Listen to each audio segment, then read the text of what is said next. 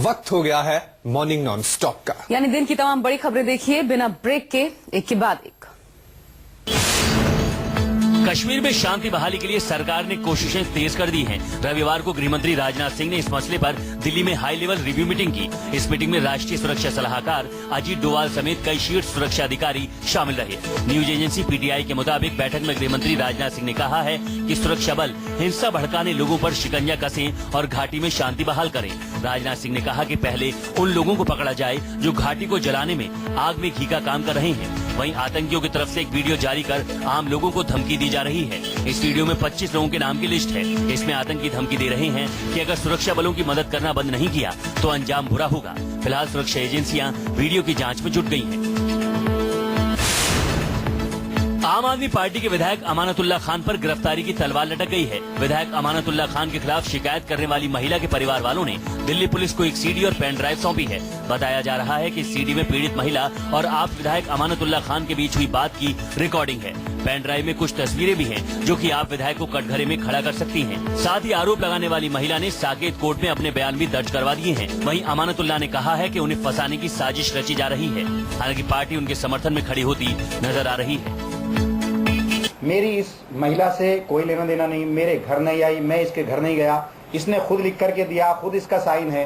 आज वो उसने कंप्लेन की कि मैंने उसके साथ जबरदस्ती करने की कोशिश की, उसमें एफआईआर दर्ज कर ली गई। अमानत साहब की ससुराल में कोई विवाद चल रहा है, उसको लेके अगर अमानत पे कोई आरोप लग रहा है उस तरह का जिसके कोई आगे पीछे फैक्ट्स नहीं है, तो जाहिर सी बात दिख रही है कि अमानत भाई का नाम घसीटा जा रहा है इसमें। अपने दौरे के आखिरी दिन पंजाब के किसानों को लुभाने के लिए किसान घोषणा पत्र में आप सुप्रीमो अरविंद केजरीवाल ने वादों की झड़ी लगा दी। पंजाब के मोगा में किसान रैली के दौरान अरविंद केजरीवाल ने किसान घोषणा पत्र जारी किया। आम आदमी पार्टी के प्रमुख अरविंद केजरीवाल ने कहा है कि पंजाब में किसानों पर करीब 92,000 करोड़ का कर्ज है। ऐसे में अगर उनकी पार्टी सत्ता में आई तो कर्ज में डूबे किसानों को बड़ी राहत देगी। कर्ज के लिए जमीन घर की कुर्की नहीं होगी, गरीब किसानों का कर्ज माफ किया जाएगा। 18,000 किसानों के खिलाफ कोई कार्रवाई नहीं होगी। बीते 10 साल में आत्महत्या करने वाले परिवारों को मुआवजा मिलेगा। हर परिवार को 10 लाख मुआवजा और सरकारी नौकरी दी जाएगी। सर छोटू राम एक्ट को फिर से लाया जाएगा। इसके तहत किसी भी हाल में ब्याज मूलधन से ज्यादा नहीं होगा। केंद्र में बीजेपी सरकार के साथ गलवैया कर रहे रिपब्लिक पार्टी ऑफ इंडिया के मुखिया और सरकार में मंत्री रामदास आठवले अब सरकार को ही आंखें दिखाने लगे हैं। लखनऊ में एक कार्यक्रम के दौरान आठवले ने कहा कि पार्टी यूपी में बीजेपी के साथ गठबंधन पर बात कर रही है। आरपीआई बीजेपी गठबंधन के साथ यूपी की 20 से 25 सीटों पर चुनाव लड़ने की तैयारी कर रही है। साथ ही उन्होंने ये भी कहा कि अगर बीजेपी ने सीटें नहीं दी तो आरपीआई अकेले 200 सीटों पर चुनाव लड़ेगी। यही नहीं, आठवले ने ये भी कहा कि वो बीजेपी के गुलाम नहीं बल्कि पार्टनर हैं। और अलायंस होगा तो बहुत अच्छा होगा, और नहीं अलायंस होता है तो भी रिपब्लिकन पार्टी 200-250 जगह पर अपना चुनाव लड़ेगी। अपने बलबूते पर भी चुनाव लड़ने के लिए बहुत सारे जिलों से नाम हमारे पास आ रहे हैं। तस्वीरें यूपी के प्रतापगढ़ की हैं, जहां केंद्रीय परिवार कल्याण राज्य मंत्री अनुप्रिया पटेल मंत्री बनने के बाद पहली बार दौरे पर थी। जैसे ही उनका काफिला रानीगंज पहुंचा तो समाजवादी पार्टी जिंदाबाद के नारे लगा रहे कुछ लोगों ने उनके काफिले पर पथराव कर दिया और अपना दल के प्रदेश अध्यक्ष और विधायक डॉक्टर आर.के. वर्मा के साथ मारपीट भी की, जिसके विरोध में मंत्री और उनके समर्थक हाईवे पर ही धरने पर बैठ गए। इस दौरान प्रदेश अध्यक्ष और विधायक अपने समर्थकों के साथ सड़क पर बैठ गए, जबकि मंत्री कार में ही मौजूद रहीं। इस दौरान हाईवे पर लंबा जाम लग गया। घंटों तक लोग इस जाम में फंसे रहे। बाद में पुलिस के काफी समझाने बुझाने के बाद हाईवे को खुलवाया जा सका। पुलिस है वो पूरी तरीके से अपराधियों की सुरक्षा में लगी हुई है। अपराधियों को संरक्षण दिया जा रहा है, इसलिए उनके हौसले बुलंद हैं। इसलिए आम जनमानस की सुरक्षा के लिए पुलिसकर्मी उपलब्ध नहीं है।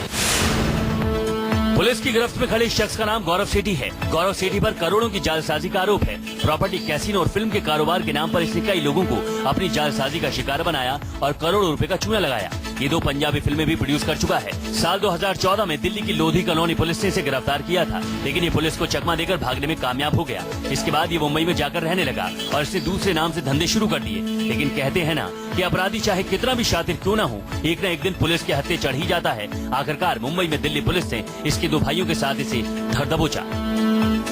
तो मुंबई में इन्होंने काम करके इसको कल मुंबई से गिरफ्तार किया।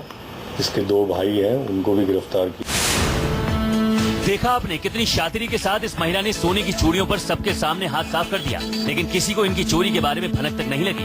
तस्वीरें यूपी के झांसी की हैं, जहां दो महिलाओं ने एक ज्वेलरी शॉप में चोरी की वारदात को अंजाम दिया। ये महिलाएं चूड़ियां खरीदने के बहाने शोरूम में दाखिल हुई। इन्होंने शोरूम की कर्मचारी से सोने की चूड़ियां दिखाने को कहा। जब कर्मचारी ने चूड़ियां दिखाने लगी तो नजर बचाकर इन दोनों महिलाओं ने 4 चूड़ियों पर हाथ साफ कर दिया। ये महिलाएं यहाँ से 1.5 लाख रुपए की 4 चूड़ियां लेकर फरार हो गयी। चोरी का पता तब चला जब शोरूम के लोगों ने अपने स्टॉक की जांच की। फिलहाल पुलिस ने सीसीटीवी फुटेज के आधार पर महिलाओं की तलाश शुरू कर दी है। लड़कियों को कंफ्यूज करके, स्टाफ को कंफ्यूज करके 2 चूड़ी पहले चुराई उन्होंने और करीब 4 मिनट के अंतराल में 2 और चुरा ली। 1.5 लाख रुपए का सामान। यूपी के मैनपुरी में बिजली विभाग के इंजीनियर का रिश्वत लेते हुए वीडियो सामने आया है। ये वीडियो खुद पीड़ित ने बना लिया। पीड़ित का कनेक्शन होने के बावजूद पहले बिजली विभाग के जेई ने बिजली चोरी की झूठी रिपोर्ट लिखाई। उसके बाद पीड़ित से पैसे ऐंठे गए। हालांकि रिश्वत लेने वाला क्लर्क आरोप को सिरे से खारिज कर रहा है, लेकिन वीडियो में वो साफ रिश्वत लेते और नोट गिनते हुए देखा जा सकता है। फिलहाल पीड़ित ने मामले की शिकायत डीएम और एसपी से की है, लेकिन अब तक इस मामले में कोई कार्रवाई नहीं की गई है। बिजली चोरी के मामले में रिपोर्ट कर दी थी। फिर 5,000 रुपए मांगे थे पहले, और ये मेरा फाट था, तो फिर आगे से इस तरह की कोई बात आप सुनेंगे। सीसीटीवी की तस्वीरें भले ही धुंधली हैं, लेकिन इन तस्वीरों में इस हंसते हुए चेहरे की मौत की वारदात कैद है।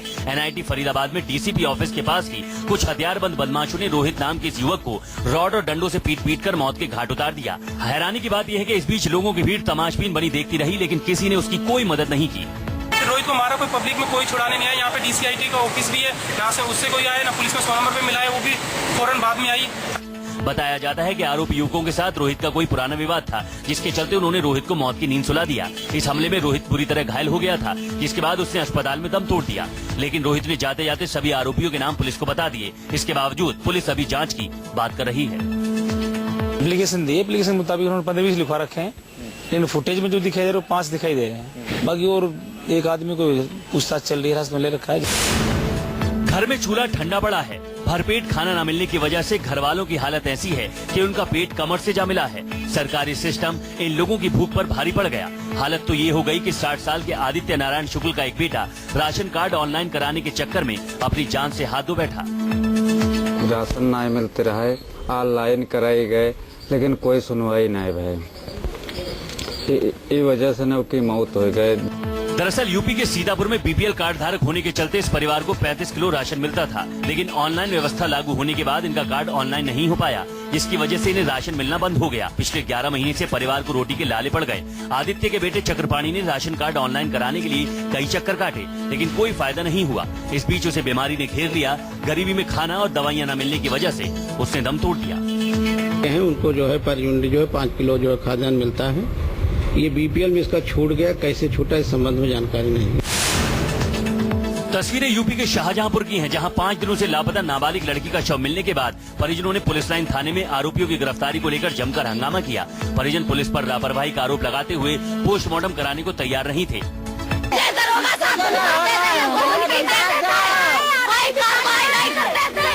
दरअसल 5 दिन पहले पुलिस लाइन में फॉलोवर का काम करने वाले हरनाम सिंह की बेटी मोनिका अचानक लापता हो गई थी। वो पुलिस लाइन के मैदान में टहलने के लिए गई थी, जिसके बाद घर वापस नहीं लौटी। घर वालों का आरोप है कि पुलिस ने राहुल नाम के आरोपी को पकड़कर छोड़ दिया। इसी को लेकर घर वालों ने जमकर हंगामा किया। बाद में पुलिस के आला अधिकारियों के समझाने के बाद मामला शांत हुआ। अब जानकारी की जा रही है, इसमें जो भी साक्ष्य सामने आएंगे उसके अनुसार इसमें अग्रिम कार्रवाई की जाएगी। यूपी के जौनपुर में उस वक्त सनसनी फैल गई जब एक मामूली विवाद को लेकर एक परिवार के ऊपर तेजाब से हमला कर दिया गया। इस घटना में एक महिला और 2 बच्चों समेत 5 लोग झुलस गए। पति हैं, जेठ हम वो सब जगह भीड़ गए, उसी में बस छुड़ाने वाले के चक्कर में वो लोग तेजाब फेंक दिए। विवाद की शुरुआत उस वक्त हुई जब मोहल्ले में रहने वाले अभिषेक सेठी का परिवार कॉमेडी शो देखकर ठहाके लगा रहा था। इसी दौरान दूसरे पक्ष की महिला बाहर निकली तो उसे लगा कि ये लोग उसे देखकर हंसी उड़ा रहे हैं। बस इसी चक्कर में उसने घर में चांदी साफ करने के लिए रखा तेजाब उठाया और पड़ोसियों के ऊपर लाकर फेंक दिया। इसके बाद पुलिस मौके पर पहुंची और झुलसे हुए लोगों का अस्पताल में इलाज कराया। फिलहाल पुलिस ने मामला दर्ज कर जाँच शुरू कर दी है। 3 का इलाज सरकारी अस्पताल प्राइवेट में चल रहा है। इसमें मुकदमा लिखवा के हम लोग कड़ी कार्रवाई करेंगे। छत्तीसगढ़ के अंबिकापुर में एक ऐसी वारदात सामने आई है जो कानून व्यवस्था के मसले पर रमन सरकार को कटघरे में खड़ा करती है। यहाँ एक बेगुनाह लड़के के साथ जो हुआ है उसे जानकर आप शर्मिंदा और गुस्सा दोनों होंगे। अस्पताल के बेड पर लेटा ये लड़का तालिबानी जुल्म का शिकार हुआ है। इसके पड़ोस के कुछ लड़कों ने चोरी के झूठे आरोप लगाने के बाद इस लड़के को करीब 3 घंटों तक बंधक बनाकर पीटा और इसके बाद भी जब उनका मन नहीं भरा तो इस लड़के के बाल काट दिए, यहाँ तक कि आंखों के भौं को भी सेव कर दिया। टकला मेरे को बउआ किया, वो बोला कि इसको टकला करते हैं, आधा टकला कर दिया, आधा मूछ मोड़ दिया, एक तरफ का भाव भी मेरा खत्म कर दिया। वो वस्तुरा से काटा, मेरा मोछा भी काट दिया पूरा और एक तरफ का भाव भी काट दिया और बहुत लाठी मेरे को मारे। जिसे लोगों ने धर दबोचा है वो कोई चोर नहीं है, बल्कि इसी स्कूल का प्रिंसिपल है। चप्पलों और थप्पड़ों की जिस पर बरसात हो रही है उस पर गबन का आरोप भी नहीं है, बल्कि इसकी हरकतें ऐसी थी जिसे सुनकर आप शर्मिंदा हो जाएंगे। ये हेडमास्टर महिला शिक्षक को आई लव यू बोलता था। एक बार नहीं, 2 बार नहीं, बल्कि पिछले 6 महीने से लगातार परेशान कर रखा था। बार बार इसकी शिकायत की गई, हेडमास्टर को समझाया गया, लेकिन ये बाज नहीं आया। आखिरकार लोगों का गुस्सा फूट पड़ा। हेडमास्टर की कारस्तानी का ये मामला आसनसोल के जामुड़िया प्राइमरी स्कूल का है।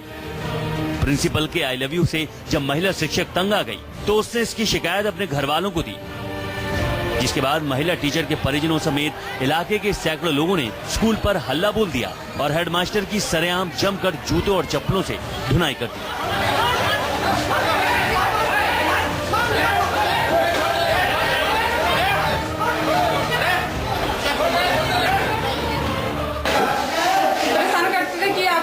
प्यार करते हैं, ऐसे करते हैं, वैसे करते हैं। हम बोले तो बड़े भैया को। अच्छा, फिर अभी आज का भैया फोन किए, उनको समझाया कि ऐसे मत बोलिए, फिर वही बात, फिर रिपीट हुआ बात। सांसों से सेहत सुधारने का शुरू हुआ बाबा रामदेव का सफर अचार, मुरब्बे और आयुर्वेदिक दवाओं से होते हुए अब गारमेंट तक पहुंच गया है। अपने योग से तन को तंदुरुस्त करने वाले बाबा रामदेव अब तन ढकने का काम करेंगे। पतंजलि अब जीन्स, टी शर्ट और शर्ट तैयार कर उसे बाजार में बेचेगी। बाबा रामदेव ने ऐलान किया कि पतंजलि स्वदेशी जीन्स इस साल के आखिर या अगले साल पेश करेगा। बाबा रामदेव ने मीडिया से कहा कि युवाओं की तरफ से अच्छी मांग है और इसलिए पतंजलि ने विदेशी ब्रांड से टक्कर लेने के लिए स्वदेशी जीन्स पेश करने का फैसला किया है। जीन्स स्वदेशी क्यों नहीं हो सकती, विदेशी कंपनियों की क्यों? तो हम स्वदेशी वेशभूषा भी लाएंगे और विदेशी वेशभूषा को भी स्वदेशीकरण कर देंगे। दिल्ली मेट्रो को 8 महीनों में पैसेंजर्स के छूटे या खोए 43 लाख रुपए मिले हैं। वहीं 283 मोबाइल फोन और कई लैपटॉप भी बरामद किए गए हैं। ये डाटा CISF के मेट्रो रेलवे नेटवर्क के लॉस्ट एंड फाउंड डिपार्टमेंट ने जारी किया है। मेट्रो में छोड़ी गई ये रकम पिछले कुछ सालों के मुकाबले में सबसे ज्यादा है। पिछले साल ये रकम सिर्फ 18.80 लाख रुपए के आसपास थी। CISF ने ये डाटा इस साल जनवरी से अगस्त का जारी किया है। करीब 43,18,155 रुपए मिले हैं।